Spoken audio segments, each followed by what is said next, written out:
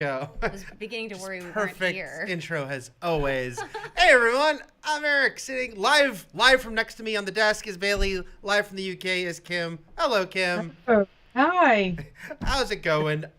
We are here to talk about episode 2 of She-Hulk, which is entitled Superhuman Law.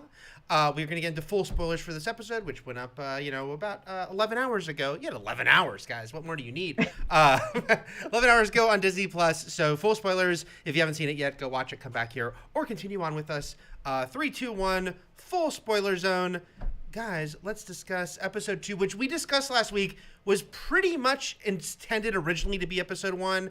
I'm guessing it would have begun with her talking to camera, going out, Titania busts in, she loses her job, and then this would have been basically the first episode. So all that being said, Kim, what did you think of episode 2, which was once episode 1 of She-Hulk? I'm so confused now. Well, it struck me first of all that this episode is pretty short. When you take out the recap at the beginning and the opening credits, and then you add in the little mid-credits scene, it's about 22 minutes or less, I think. Anyway, that aside, in a show that kind of sets itself up to be about a superhero in everyday situations, i.e. how she balances being She-Hulk with work, dating, life, this episode's highlights were the little things for me, and one big thing in Abomination's return. But yeah, the small moments that marked it out, that gave it kind of that personality for me, were usually the comedic bits, like we had last week with the floaty slow-mo Cheetos. Here it was in the family moments, the introduction to Ched, who Bruce mentioned last week, as another genius in the family, which I think we saw was proven to be untrue this week.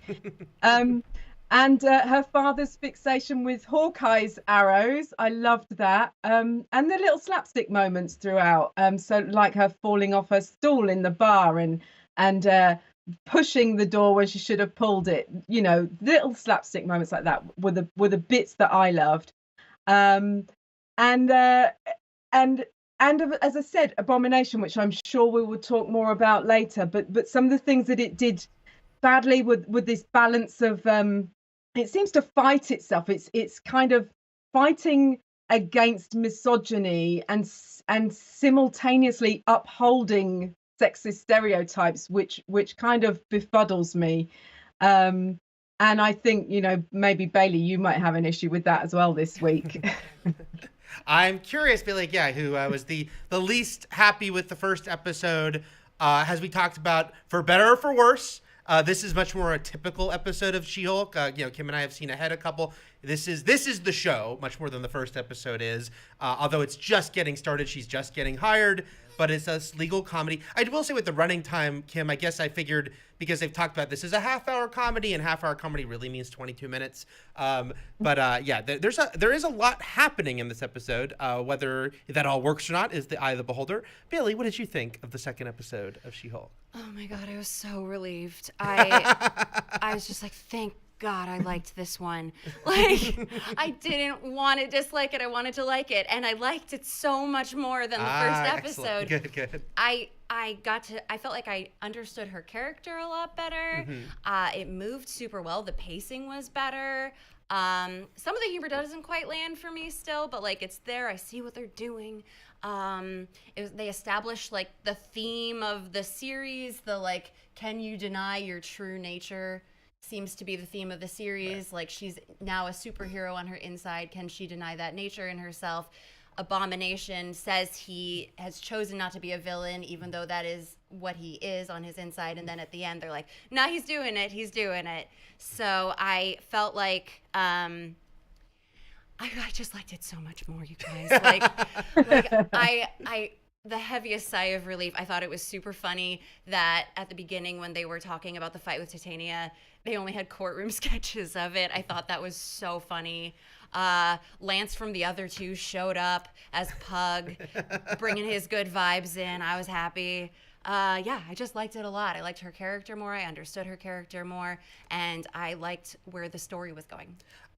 Yeah, Tatiana Maslany, she's such a good actress, and it's funny because she's a great dramatic actress, but here she's obviously called upon to do a lot of comedy, and I was like, man, she's really pulling this off, because like even doing like Drunk Well is hard, and when her boss who's about to fire her is like, we lost the case, and she's like, no, we didn't. She says it like really indignantly. I thought, yeah, she's great. It was really, that bit, Eric, was really great where she changed and suddenly the alcohol hit her. It was really well done. You're right. Yeah. And again, tricky to do. Sometimes we've seen bad drunk acting. She does it very well. So we see her go here, get her job. We're just getting started, obviously, with this law firm and how it's all going to work. But I also was extremely happy.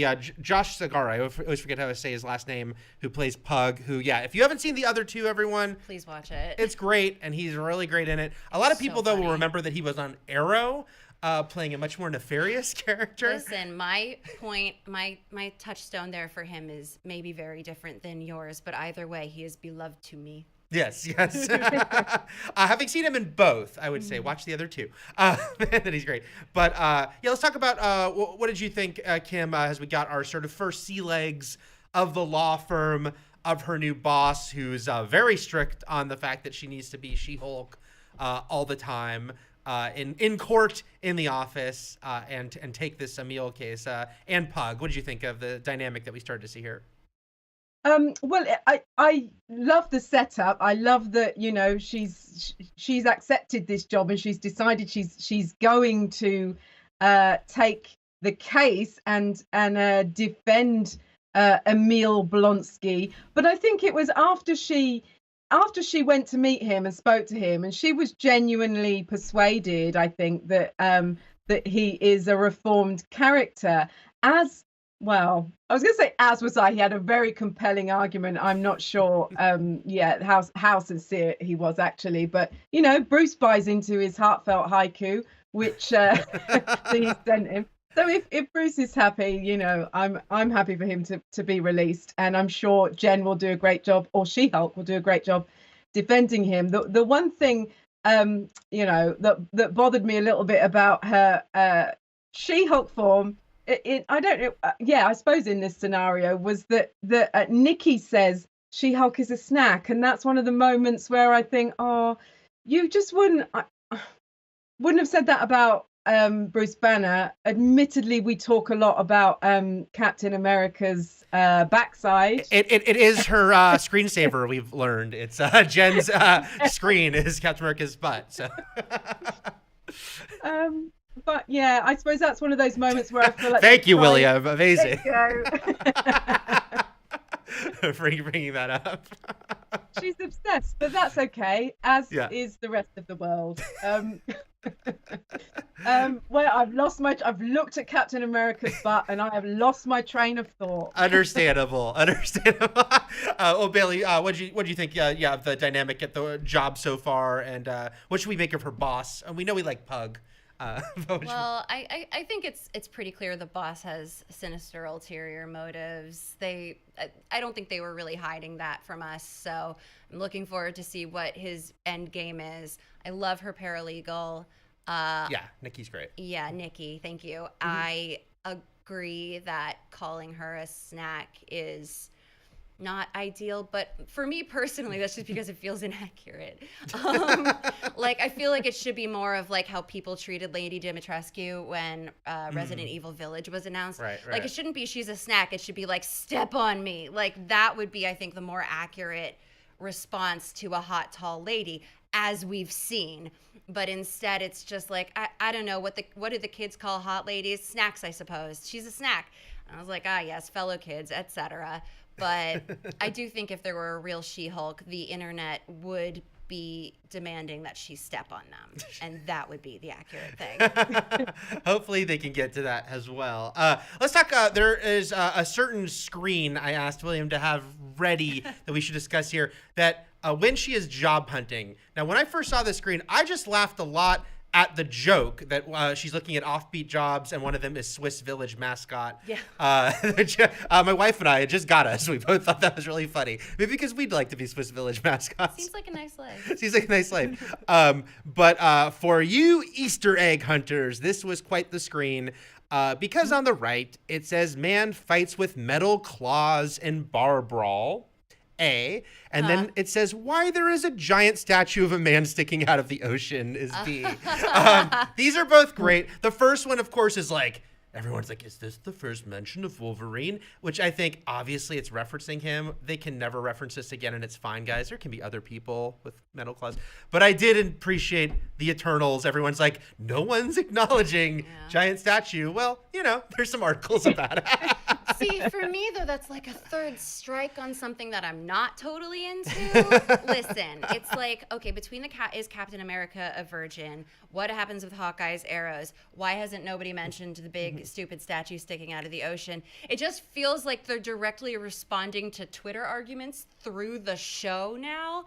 And I'm like, get off Twitter. I don't think showrunners should be allowed to go on Twitter.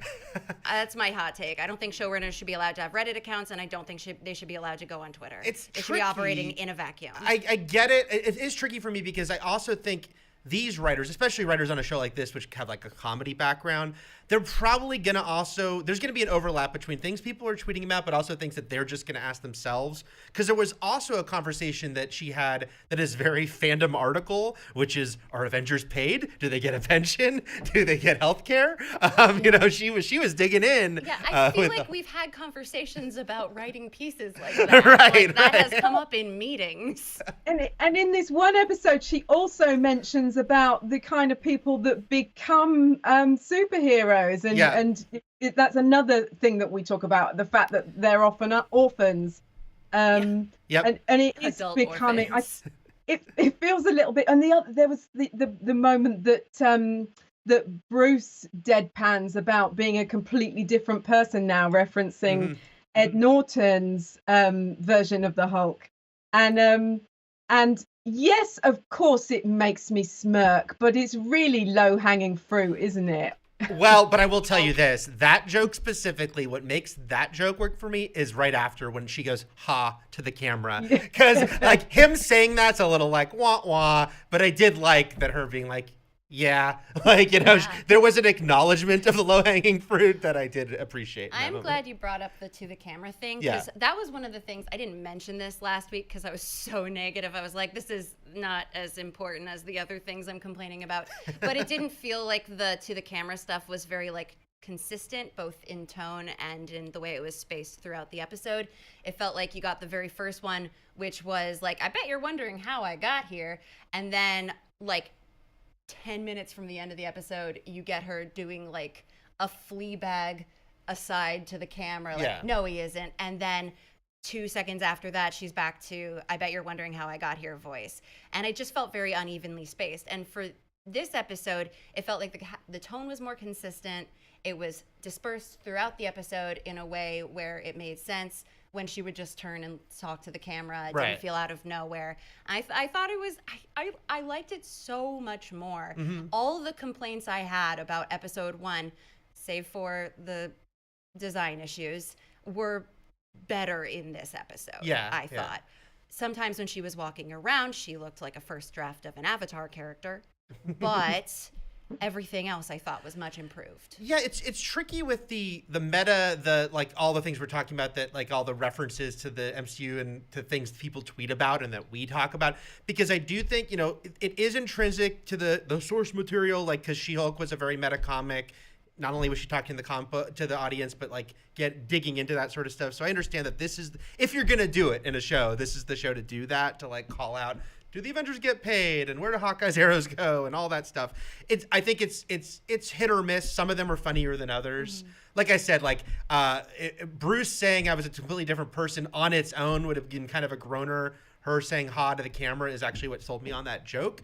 But yeah, I think it's gonna be that sort of like, they won't all land, but I'm okay with it in this show. Like, even, it's funny, I think Danielle is someone who she really harps on a go-to joke in the MCU is like, isn't our name silly? Isn't the name Ant-Man silly? Isn't this? And they did it in this episode, except She-Hulk is one where I think you would say that. Like, I have to be a derivative of the Hulk. Like, you know, I understood her pointing that out. What'd you think, Kim, of the her harping on her own name?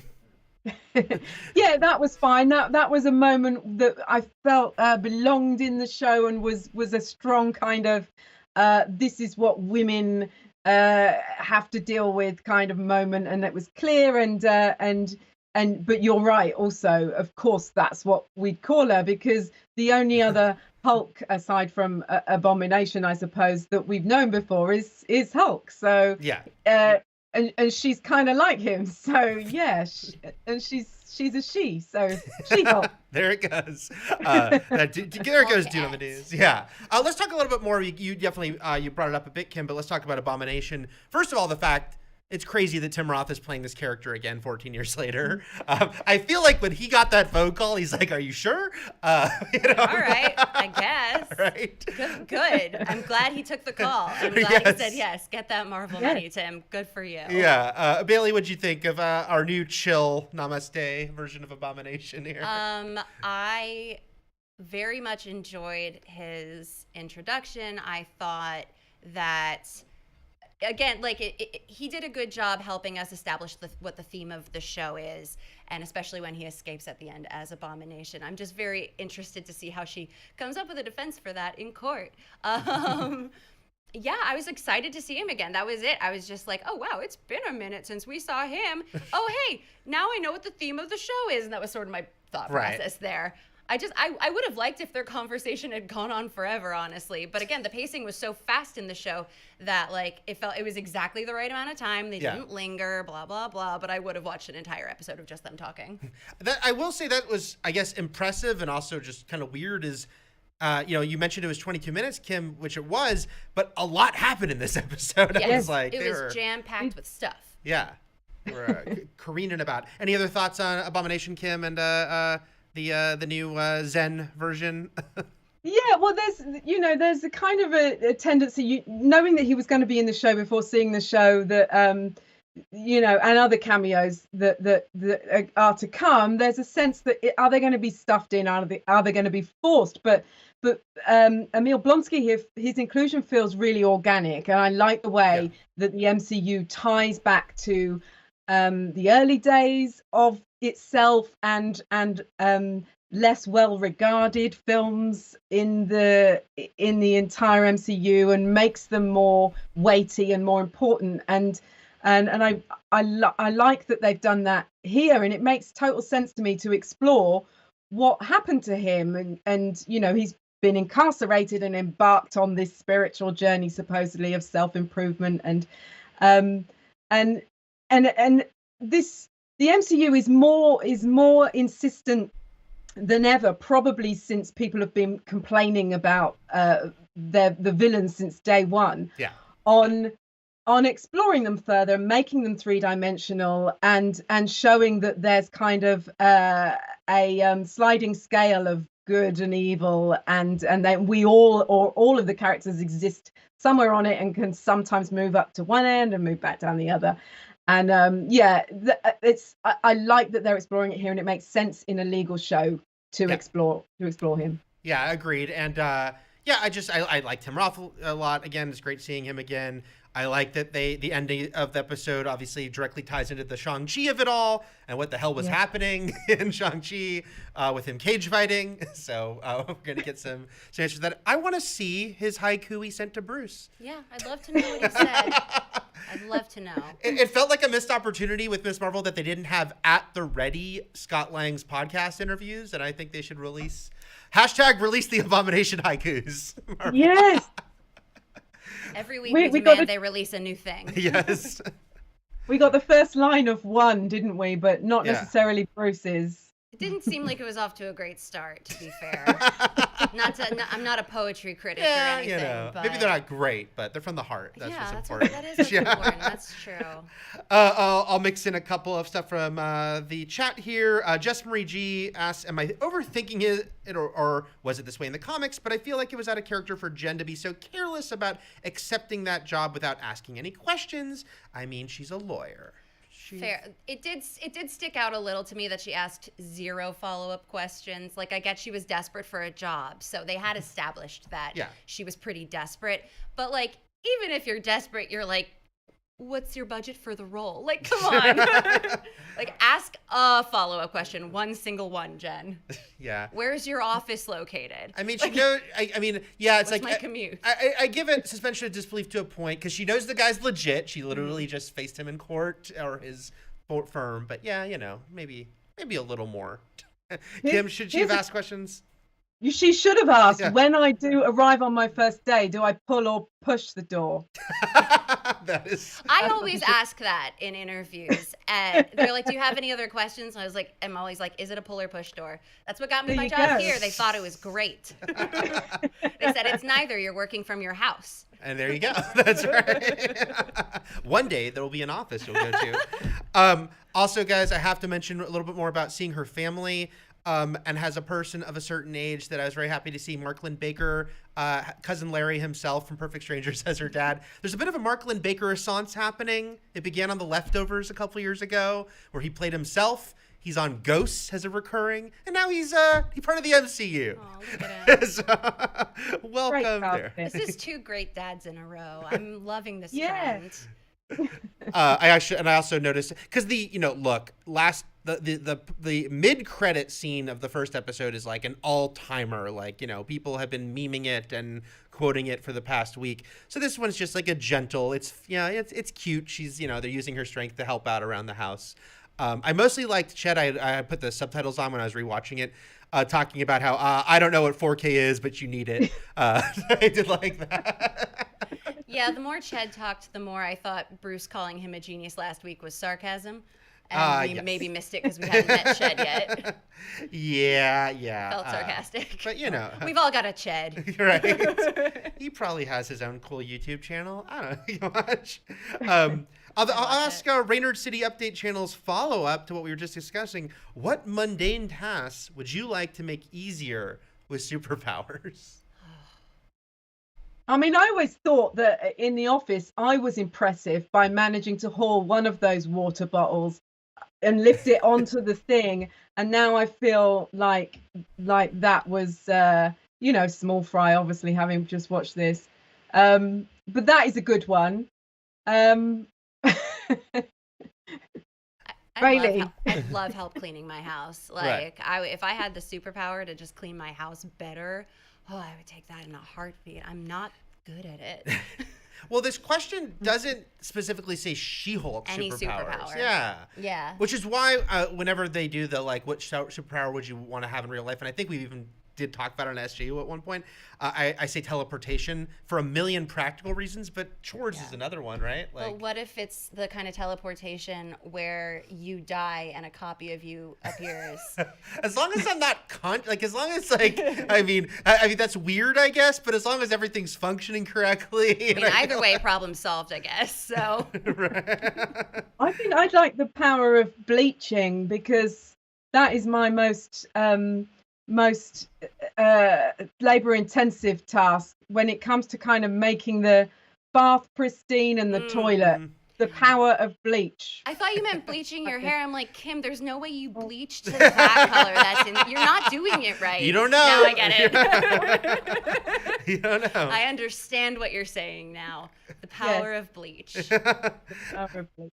Matan Valinsky says, can we talk about how both this episode this did what the Batman did by taking a scene that could fit for the post mid credits. He's saying in or he or she, I should say, in the Batman, the Joker scene could have been a credit scene, but in this, Bruce calling, the phone call with Bruce, and then Bruce is in space, and putting it in the middle of the third act. I thought they needed to do that because I think they wanted to get out of the way. Like, we're not going to have Bruce all around all the time. I think they were just like, yes, he's part of her life, but we need to like write him off somewhere. So it didn't bother me that this was in the middle of the episode. What about you? I really prefer when important story beats happen during the episode. I was getting kind of tired of having to wait around through the whole credits to find out something really, really important about the movie. I prefer it to be a comedy stinger. I think that that's nice so that it isn't terrible if I hypothetically once again forget to keep watching through the credits and miss the mid-credit scene again.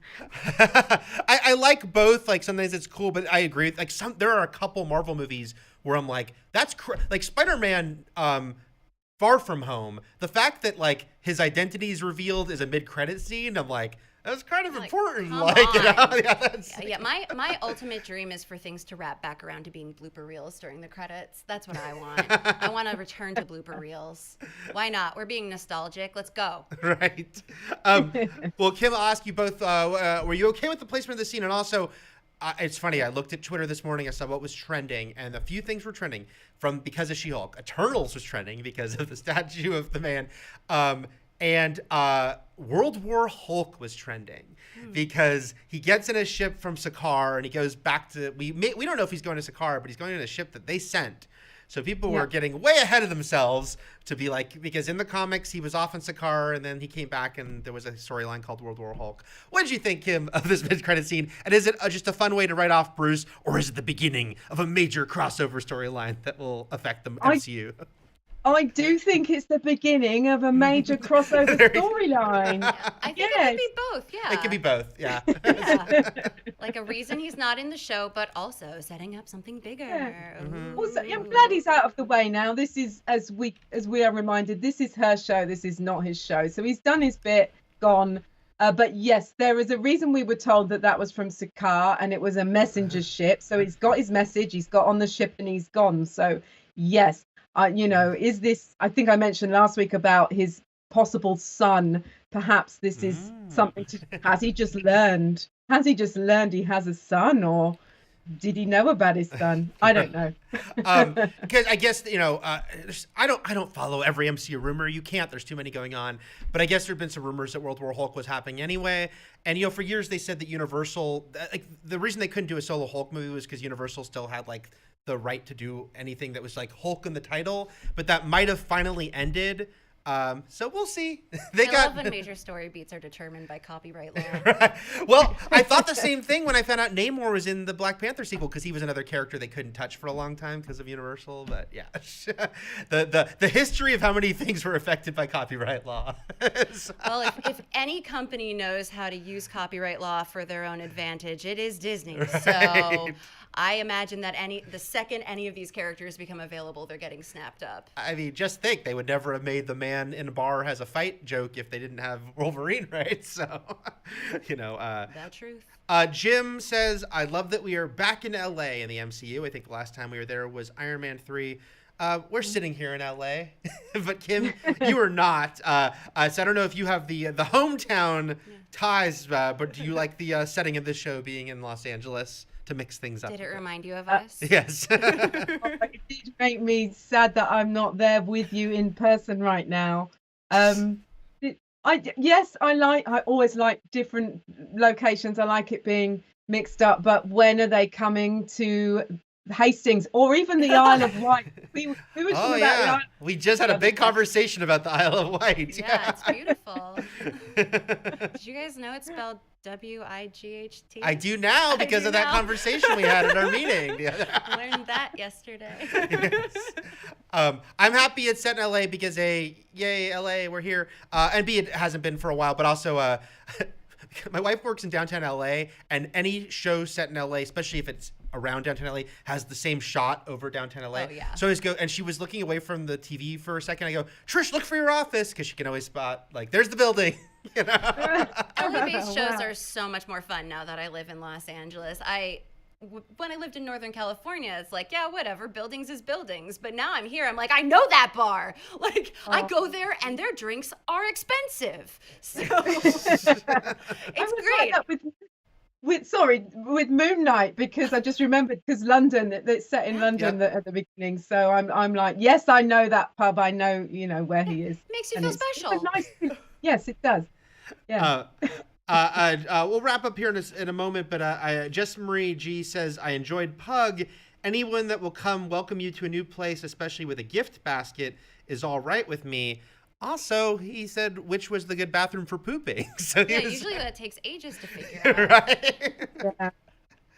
I think we're a pro Pug panel here. Absolutely. Pug's my favorite character. I want an episode about Pug, and I just want it to be nothing major happens. It's just follow him at a day at the office. Yep. A day in the life of Pug. Yeah. And haikus from the that animation. might involve him going to the toilet, Bailey.